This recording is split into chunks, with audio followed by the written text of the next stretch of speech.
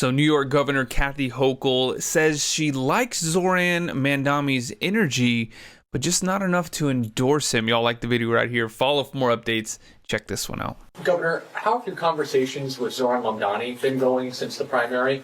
And do you plan to endorse him at this point? No, I told him, I'm going to be having more conversations. They were very productive. I commended him on the extraordinary effort of his campaign and how he inspired, thousands of young people that have not participated in the electoral process before. I have always wanted that. I'm old enough to remember at a time when you had to be 21 to vote.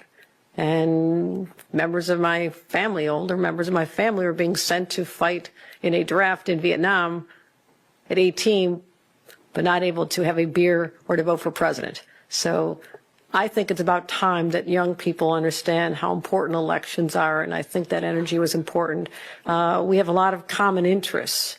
We've talked, and I've seen him reinforce on his social media my efforts on affordability.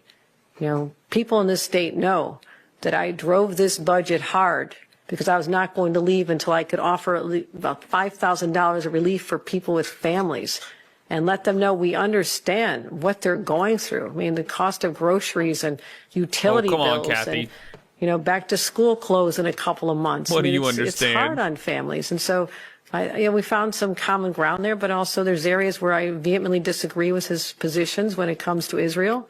I conveyed that the Jewish people in New York feel very insecure, and there need to be a lot of healing done. That has to happen, as well as the business community that is concerned, about what will happen with the police department. Everybody's concerned what will happen to the policing of the city, what will happen with the environment for businesses.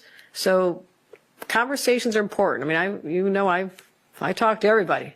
And I think that's the start, but I don't know the outcome. None of us have a crystal ball to know what's going to happen in November, but I will stand by what I've said, because you've asked me since the beginning of this past year, what will I do if certain people are elected to be mayor of New York? And my position is the same. I will work hard with whomever the voters want and guide them in a direction where they understand that the state has enormous power. But also, I will not work against the success of the city of New York. I need New York City to be overwhelmingly successful on all fronts. Safety, affordability, and just a general attitude that that the good days still lie ahead. And that's where I'm going to focus on, regardless who the next mayor is.